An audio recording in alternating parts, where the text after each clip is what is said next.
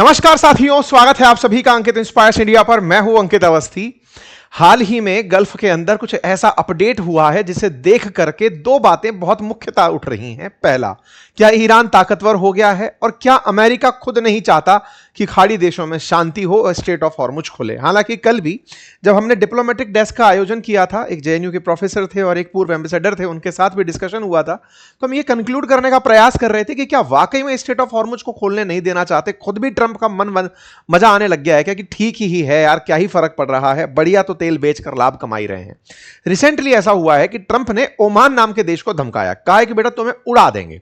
Trump के द्वारा ऐसा कहना 15वें देश के लिए है। मिस्टर पीस प्रेसिडेंट जो आते ही ये कहे थे कि अगर मैं होता तो कभी रशिया और यूक्रेन युद्ध ही नहीं लड़ते, अगर मैं राष्ट्रपति होता। आते ही शुरुआत में इन्होंने दुनिया भर के युद्ध रुकवाने के नाम पर सुर्खियां बटोरना चाहा, कहा कि देखो मैंने भारत पाकिस्तान रुकवाया, थाईलैंड कंबोडिया रुकवाया, दुनिया भर की जंग मैंने रुकवाई। लेकिन रशिया यूक्रेन में जब ये खुद फेल मारे तो कोयले की खान में खुद ही जा कूदे, और जब ये खुद जा कूदे तो परिणाम क्या निकला कि इन्होंने खुद दुनिया भर के देशों को धमकाना शुरू कर दिया। आपने ग्रीनलैंड धमकता देख लिया, क्यूबा देख लिया, वेनेजुएला के तो राष्ट्रपति चोरी हो गए, वहां से उठा लिए गए, डकैती कर दी गई।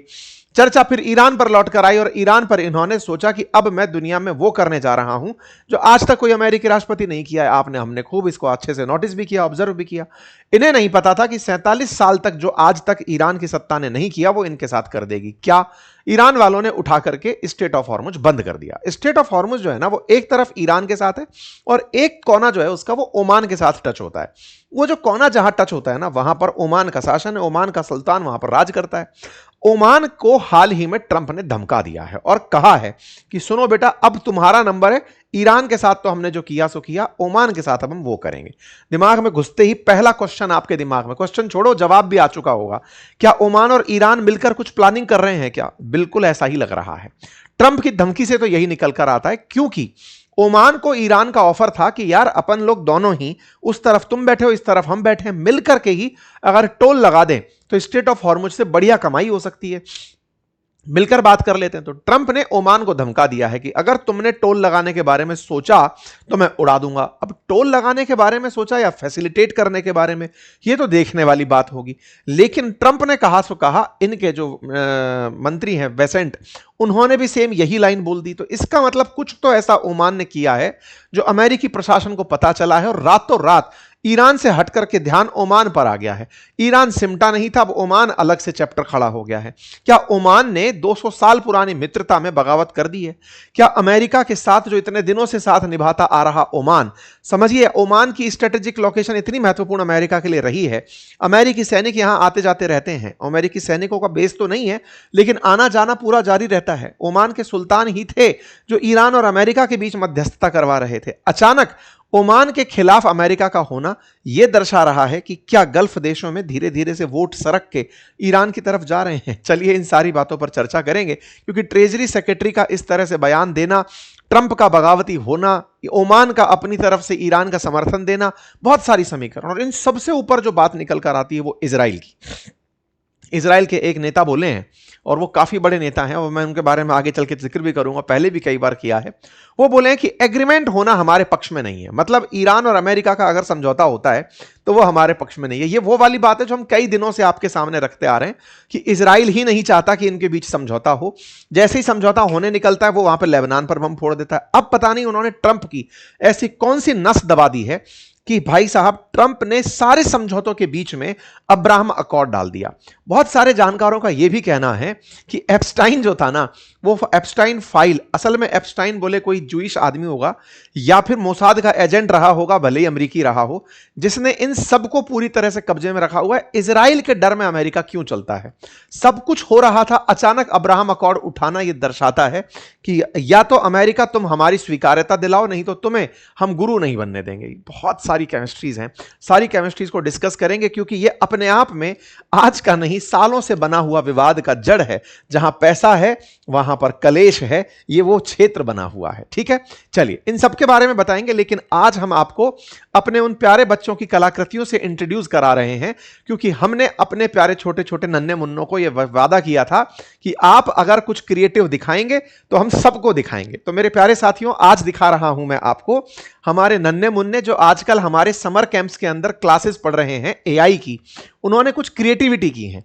उनमें से अनय व्यास की क्रिएटिविटी जो हमारी वेबसाइट पर जो कम्युनिटी है वहां पर आई, मैं आप में से कुछ क्रिएटिविटी को दिखा रहा हूं एज पर प्रॉमिस, क्योंकि मैंने उनको वादा किया था। देखिए यहां पर बच्चे खुद से अपने एआई जनित वीडियो बना रहे हैं, और एआई जनित वीडियो देखें आप। और 16 साल की उम्र में बीबीसी ने उसे दुनिया का सबसे यंगेस्ट हेडमास्टर घोषित कर दिया। ये कहानी है, बच्चे वीडियो बना रहे हैं, ऑडियो बना रहे हैं, स्टोरी बना रहे हैं। इस सोफे पर आराम से बैठी हुई थी, तभी उसे किचन से ऐसे ही प्रेम सागर वाजपेयी जी ने बनाया,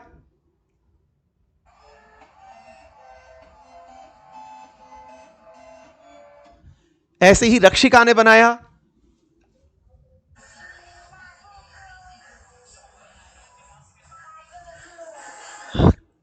ऐसे ही नजफ अली ने बनाया, लगता था फिर तुम मिली, अब हर हवा भी लव सॉन्ग लगती है। एक बैम्बू फ्लावर दिया तुमने और दिल पूरा तुम्हारा हो गया। प्राची ने भी बनाया। ये सिर्फ एक ड्राइंग है। और ये जो काम मैंने किया, साक्षी ने भी बनाया, बच्चों ने स्क्रिप्ट्स भी लिखी हैं, कहानियां भी लिखी हैं, और बहुत सारे अच्छे अच्छे, ऋषभ ने भी वीडियो बनाया। चूंकि मैंने ये प्रॉमिस किया था अपनी क्लास में कमेंट्स के अंदर कि बच्चों तुम्हारी क्रिएटिविटी मैं सबको दिखाऊंगा, तो भाई साहब बच्चों ने जो क्रिएटिविटी की है, क्योंकि इस अंकित सर की क्लास शुरू होने वाली है जल्दी चल, इस तरह से एक कार बनाकर दिखाई। तो हमारे प्यारे बच्चों ने बहुत अल्टीमेट तरीके से, ऋषभ शर्मा कोई बच्चे हैं उन्होंने बनाया, विकास चौरसिया जी ने कुछ सीख करके, जो बैंक में काम करते हैं, इन्होंने बैंकिंग के अंदर कैसे एआई का यूज कर सकते हैं, उन्होंने एक डिटेल पूरी लिख कर दी है। तो भैया हमारे जो वादा किया था हमने एआई की क्लास में बच्चों को कि आप कुछ क्रिएटिव बनाएंगे, हम सबको दिखाएंगे, मैंने दिखा दिया। समर कैंप्स में कुछ ऐसी ही चीजें, वीडियो बनाना, ऑडियो बनाना, वॉइस क्लोनिंग, और अब मैं सिखाने जा रहा हूं कल उन्हें वेबसाइट बनाना। यदि आप भी ये सब चीजें सीखना चाहते हैं तो लिंक कमेंट बॉक्स में दिया हुआ है। अपने बच्चों को सिखाना चाहते हैं, घर के महिलाएं, बुजुर्ग, वयस्क सब अगर एआई का यूज करना सीखना चाहते हैं तो लिंक कमेंट बॉक्स में दिया हुआ है, ज्वाइन करिए जल्दी ही। बच्चे बहुत तेजी से आगे बढ़ रहे हैं, ठीक है। चलिए अब आपको हम ट्रंप की जानकारी के पास लेकर चलते हैं। ट्रंप ने साहब बुधवार को ओमान पर धमकी दे दी कि तुम पर हम हमला करेंगे। और ट्रंप ने जब हमला करने की धमकी दी तो ओमान अब 15वां देश बन गया है। 4 देशों पर यह ऑलरेडी कब्जा करने की बात कर चुके हैं, जिसमें कनाडा, ग्रीनलैंड, वेनेजुएला, क्यूबा शामिल है। ट्रंप की आए दिन आप ऐसी तस्वीरें उठती हुई देखते ही हैं, धमकाना सुनते ही हैं, चाहे यूक्रेन को धमकाना हो, चाहे साउथ अफ्रीका को धमकाना हो, ग्रीनलैंड पर कब्जा करना हो। ग्रीनलैंड पर तो ताजा ताजा भी इन्होंने मौकरी की है कि हेलो ग्रीनलैंड कैसे हो बेटा।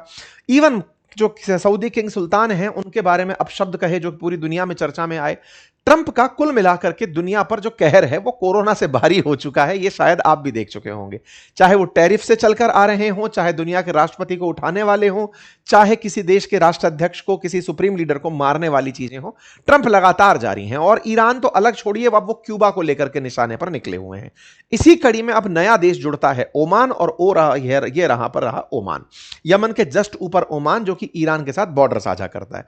तो मतलब बॉर्डर मतलब स्टेट ऑफ हॉर्मुज साझा करता है ये ओमान, और इधर ईरान। ये छोटू सा जो एरिया है ये स्टेट ऑफ हॉर्मुज का मेजर किनारा है। तो भाई साहब ट्रंप आए थे पीस प्रेसिडेंट बनने की चाह रख करके, लेकिन बाद में गए पगला। इस पर हमने पूरी चर्चा करी, और उसके बाद दुनिया पर ये भर भर के कहर बरपा रहे हैं। इसी क्रोनोलॉजी में नाम जुड़ा है ओमान का।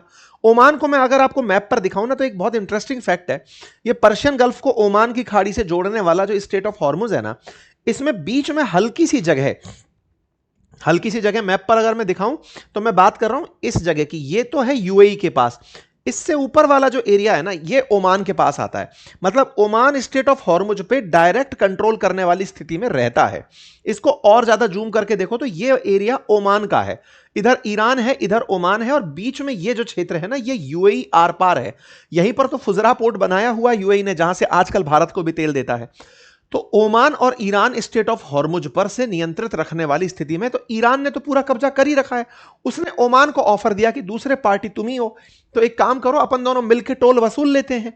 ईरान का ये ऑफर ओमान को जब आया शुरुआत में, तो ओमान ने मना कर दिया कि अपन नहीं लेंगे। मना करने का रीजन, अमेरिका धमकाएगा। लेकिन ईरान इतने दिन से अमेरिका को जिस तरह से बिल्कुल तंग करके रखा है कि मैं ये रास्ता नहीं खोलूंगा, तब से इनको भी हल्की हल्की चाहत आने लगी है कि ले ही लेते हैं, बुरा क्या है, पैसा मिल ही रहा है ईरान का, ये कुछ बिगाड़ ही नहीं पा रहे हैं। एक और कारण भी है, ओमान ही वो देश था जो कि ईरान और अमेरिका के बीच शुरुआत में मध्यस्थता करवा रहा था। आपको याद होगा कि ओमान में 27 तारीख के दिन बातचीत हुई थी। कुशनर गए हुए थे, विटकॉफ गए हुए थे, ओमान में बात हो रही थी अरागची के साथ में ईरान वालों की, है ना। पहले ही चर्चा हो रही थी, फरवरी की बात बता रहा हूं। लेकिन उसी रात को इन्होंने हमला कर दिया ईरान पर और खमनेई को मार दिया। तो ये जो प्रक्रिया ओमान के साथ धोखा वाली हुई ना, ये प्रक्रिया असल में इनके बीच में पहले ही एक तरह का डिस्ट्रस्ट पैदा कर चुकी है, विश्वास नहीं है दोनों को एक दूसरे के ऊपर। ट्रंप और ओमान के बीच में, यानी कि अमेरिका और ओमान के बीच में कहने को तो 200 साल पुराना समझौता है। 1980 में इन लोगों ने रणनीतिक रूप से स्ट्रेटेजिक एग्रीमेंट किया, लंबे समय से एक दूसरे के साथ चले आ रहे हैं। लेकिन अमेरिका के द्वारा हाल ही में इनकी मध्यस्थता के बावजूद ईरान पर जब हमले हुए, उससे इन लोगों के बीच में थोड़ी सी तल्खी पनपी। ओमान इन देशों में से था जो सऊदी के साथ भी अच्छे व्यवहार में था, तो ईरान के साथ भी अच्छे व्यवहार में था। इस पूरे युद्ध के दौरान वो तटस्थ बना रहा कि भाई मैं ईरान के पक्ष में भी खड़ा नहीं होऊंगा, मैं अमेरिका के पक्ष में भी खड़ा नहीं होऊंगा। लेकिन यह ध्यान हमेशा रहा कि वो ईरान के प्रति सॉफ्ट कॉर्नर रखता है, बिल्कुल वैसे ही जैसे कतर भी रखता है। कतर भी मध्यस्थता के लिए इन दिनों फिर से प्रयास कर रहा है। कतर पहले भी सऊदी से नाराजगी झेल चुका है इस बात पर कि तुम ईरान के पक्षधर क्यों बनते हो। ऐसे में ओमान ने कुशनर को बुलाकर, विटकॉफ को बुलाकर मध्यस्थता जब करी थी तो 6 फरवरी को भी बातचीत करवाई थी इन लोगों की, 27 फरवरी को भी करवाई थी। और 27 फरवरी को तो यह खबर निकल कर आई थी कि ओमान ने कहा कि ईरान तैयार हो गया है, न्यूक्लियर वेपन या यूरेनियम का जो स्टॉक पाइल है वो देने को तैयार हो गया है। 27 को ओमान की तरफ से यह खबर आती है और उसी रात हमला हो जाता है। 28 को तो दुनिया को खबर मिलती है कि सुप्रीम लीडर मारे गए। यह दर्शाता है कि अमेरिका ओमान के माध्यम से वार्ता होते हुए भी, समझौते की सारी परिस्थितियां दिखते हुए भी चाहता ही नहीं था। उसे ईरान के माध्यम से स्ट्रेट ऑफ हॉर्मुज शायद बंद ही करवानी थी, अब तो ऐसा लगता है, ताकि वेनेजुएला के अंदर जो उसने तेल के भंडार पकड़े हैं उनको बिकवा सके, वो लोगों तक पहुंचा सके, ताकि कहीं ना कहीं मार्केट में डिमांड रेज हो। वेनेजुएला का तेल थोड़ा महंगा पड़े भारत जैसे देशों को इतना दूर किलोमीटर से आने पर, तो स्ट्रेट ऑफ हॉर्मुज बंद कर दो ताकि सप्लाई प्रभावित हो, और सप्लाई प्रभावित होने पर ये लोग महंगा तेल भी खरीदें। और आज $5 बिलियन पर मंथ का तेल वेनेजुएला बेच रहा है। यह सोचने वाली बात है कि यह पूरा कहीं ना कहीं सोची समझी रणनीति तो नहीं था, अदरवाइज ओमान तो कर ही रहा था। और ओमान ने अगले महीने आकर यह कहा कि इजराइल है जो अमेरिका को धकेल रहा है इस युद्ध के अंदर। इस बात की अब चर्चा कैसे निकली? असल में ट्रंप से कल संवाददाताओं ने पूछ लिया, युद्ध का अपडेट ले रहे थे। अपडेट क्यों ले रहे थे? कल अल जजीरा पर, कतर का जो न्यूज चैनल है, उस पर एक खबर आने लगी। खबर यह आने लगी कि 60 दिन का अमेरिका और ईरान के बीच में सीज फायर ऑलमोस्ट होने जा रहा है, बस ट्रंप की परमिशन मिलने की देरी है। कल यह न्यूज खूब तैर रही थी, हेडलाइंस बनकर तैर रही थी कि बस कुछ ही भी समय हो सकता है, बस कभी भी यह घोषणा हो सकती है कि हो गया सीज फायर। इसी बीच में यहां पर चर्चा निकलकर आती है ईरान के ऊपर बयान देने की। ट्रंप ने इस पूरी चर्चा में, ट्रंप से लोग यह पूछने के लिए इकट्ठे हुए थे कि सर न्यूज चल रही है कि सीज फायर हो रहा है, मतलब 60 दिन का एग्रीमेंट आ रहा है आप लोगों के बीच में। इस बीच में ट्रंप ओमान पर बरस पड़ते हैं। क्यों बरस पड़ते हैं? क्योंकि सुल्तान जो ओमान के हैं, उन्होंने हाल ही में ईरान के साथ थोड़ा व्यापार बढ़ाने की सूचना दी कि हम उनके साथ व्यापार बढ़ाना चाहते हैं। यह खबर जो थी, इस पर उन्होंने पहले रिएक्ट कर दिया कि ओमान जो है वो ईरान के प्रति थोड़ी नरमी दिखा रहा है साहब। ईरान और ओमान मिलकर के मित्रता दिखाने की सोच रहे हैं। ईरान इन दिनों ओमान के साथ बातचीत में है। यह बात ट्रंप के सामने रख दी तो ट्रंप पहले प्रतिक्रिया दी, अगर उसने ऐसा किया उड़ा देंगे उसको। अब उसको उड़ा दोगे, यह वाली बात अगर तुम बोल दे रहे हो, तो यह बात इस तरह से मीडिया के सामने कल आई, sir state is going to open to everybody, it's international water, will watch over it. ये हुआ, Oman will behave like everybody else और we have to blow them up. अगर उसने औरों की तरह बिहेव नहीं किया तो हम उसको उड़ा देंगे। बोले सर पूछने तो ये आए थे कि क्या चल रही है और ये क्या बात कर रहे हो। न्यूयॉर्क टाइम्स ने तो ये तक निकाला कि वहां पर चर्चा ये हो रही थी कि सर ओमान टैक्स नहीं लेना चाहता, ओमान कह रहा है कि मैं वहां पर जहाजों को कुछ सर्विसेज दे करके अगर उसके बदले पैसे ले लूं तो क्या बुराई है। ये वैसे समझो जैसे आज सिंगापुर है ना, वो पोर्ट ऑफ कॉल है, यानी कि बहुत से जहाज जाकर वहां रुकते हैं। ऐसे ही दुबई ने अपने पास पोर्ट ऑफ कॉल बना रखा है, जहाजों को रुकना हो, मरम्मत करनी हो, माल भरो या मत भरो, लेकिन जहाजों को भी तो सर्विसिंग वगैरह सब चाहिए होती है। ढाबा टाइप से समझ लो, जहाजों के ढाबे पोर्ट ऑफ कॉल होते हैं, समझ गए। तो वैसा कुछ बनाने की प्लानिंग दे रहा था कि सर हम ऐसा कुछ बना लें, उसमें पैसा कमा लेंगे। तो साहब ये तो बात सुने ही नहीं, बोले अच्छा अगर ये सोचते हैं तो उड़ा दो इनको। तो भाई साहब लोगों ने इस लाइन को उठा लिया इनकी प्रेस ब्रीफिंग से कि ओमान या तो सबकी तरह रहे नहीं तो उड़ा देंगे। यह खबर धीरे धीरे सोशल मीडिया पर आग की तरह फैलने लगी, आग की तरह फैलने लगी। अमेरिका के जितने भी मेजर हैंडल्स हैं उनने कहा कि अब तो ओमान की बारी। ओमान बाकी गल्फ देशों से अलग क्यों रहा? क्योंकि ओमान कभी भी कतर और मतलब ऐसा स्थिति में नहीं रहा कि वो पूरी तरह खिलाफ हो जाए ईरान के। वो हमेशा इनके साथ भी बना के रहा और अमेरिका के साथ भी। अमेरिका के साथ 200 साल पुराने रिश्ते निभाता आ रहा है। 1790 से ओमान और अमेरिका के बीच में रिश्ते चले आ रहे हैं। ये बड़ा नंबर है। ऐसे में ओमान को फिर से यूएस के जो ट्रेजरी सेक्रेटरी हैं वो तक आकर के, स्कॉट बेसेंट भी आके धमका दिए कि ट्रंप ने अगर कहा है, मतलब हमारे प्रेसिडेंट ने कहा है तो सही कहा होगा। लोगों ने कहा कि सर ये चल क्या रहा है? मतलब आप लोग 60 दिन के अनाउंसमेंट करने के लिए आने वाले थे, ईरान को छोड़ अब ओमान का दखल देकर चले गए। चल क्या रहा है? तो भाई साहब ईरान बोला कि अगर इन लोगों का ध्यान बटाने का ही प्रयास है तो हम लोग ट्रंप के किसी भी एक्ट का बहुत बुरा बर्ताव करेंगे। ईरान वालों ने खूब ट्रंप के इस बयान के आनंद लिए कि देख लो दुनिया वालों, बयान हम पर आते हैं कि हम नहीं खुलने देते, इनकी तो हरकतें ही ऐसी हैं कि दुनिया को धमका के चल रहे हैं।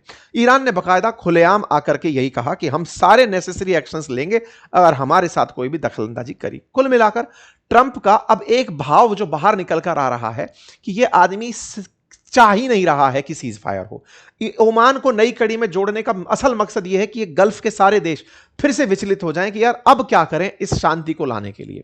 इसके पीछे का असल कारण जो कई दिनों से हम और आप चर्चा में ले रहे थे वो निकल कर आया जब इजराइल के ये जो नेताजी हैं बेन गेविर, जिन्होंने कुछ दिनों पहले ही जो फिलिस्तीनी अगर पकड़े जाएंगे तो उन्हें फांसी की सजा दिलवा दें उस तरह का कानून पास करवाया है। इन्होंने कहा कि भाई देखो, हमें एग्रीमेंट जो है ना, ऐसी कोई भी डील हम अलाउ नहीं करेंगे जो हमारे खिलाफ हो या फिर जिससे हमारा नुकसान होता हो। ईरान और अमेरिका छोड़ो, हम अमेरिका को ऐसा करने ही नहीं देंगे। इस बात के बाद तो ईरान वालों ने इनके भी मजे लिए। It is United state of Israel. ये तो बहुत समय से लोग कह रहे हैं कि इजराइल ही नहीं करने देता। अच्छा, इस बात को लेकर मेरे बहुत बार जब पैनलिस्ट आते हैं अपने यहाँ पर, जब अपने सेशन हो रहे होते हैं इंडिया दैट इज भारत में या फिर डिप्लोमेटिक डेस्क में, तो उन पैनल डिस्कशंस में भी चर्चा निकलती है तो ये सब लोग पीछे से ऑन द ऑफ स्क्रीन ये कह के जाते हैं कि इजरायली जो खेमा है ना वो अमेरिका में बहुत हैवी है। मतलब उन लोगों की लॉबिंग इतनी जबरदस्त है, बड़ी सारी कंपनियां वो लोग चलाते हैं, उन लोगों को सरकार की फंडिंग इतनी होती है कि वो इजराइल के नैरेटिव को बने ही रहने देना चाहते हैं हमेशा। इजराइल को बाईपास कोई अमेरिकी सरकार नहीं कर सकती। कल हमारा एक बहुत अच्छा डिस्कशन हुआ था, आप इसे अवश्य सुनिएगा। ये इस क्लास सेशन खत्म होने के बाद आपको पीछा चलता हुआ दिख भी जाएगा, आप चलाइएगा इसे। हॉर्मुज क्यों नहीं खोलना चाहते, इसके कारणों को हमने डिस्कस किया है कि अमेरिका को क्या लाभ हो रहा है। और यह बात अब प्रूवन लग रही है कि साहब ये खत्म करते करते अचानक कुछ फोड़ा फोड़ देते हैं, और उसी में आपने ये सारी जानकारियां सुन ली हैं। ठीक है, तो उम्मीद करते हैं कि आपको ये जानकारी पसंद आई होगी। साथियों से अवश्य साझा करें, अपना फीडबैक सभी कमेंट बॉक्स में साझा करें। और हाँ, हमारे जो बाल कलाकार इन दोनों समर वेकेशंस में जो हमारा AI कोर्स से सीख रहे हैं, इवन कुछ लोग तो गेम तक बनाना सीख गए हैं, अगर आप भी सीखना चाहते हैं तो जरूर ज्वाइन करें हमारी क्लासेस। लिंक कमेंट बॉक्स में पिन है। 1 साल की वैधता है। आप क्लासेस को मल्टीपल टाइम देख सकते हैं। जिन लाइव क्लासेस को आप ज्वाइन नहीं कर पाए उन्हें रिकॉर्डेड देख सकते हैं। मल्टीपल टाइम आप उन क्लासेस को देख सकते हैं। रोजाना शाम 5 बजे क्लास होती है। लिंक कमेंट बॉक्स में है। धन्यवाद।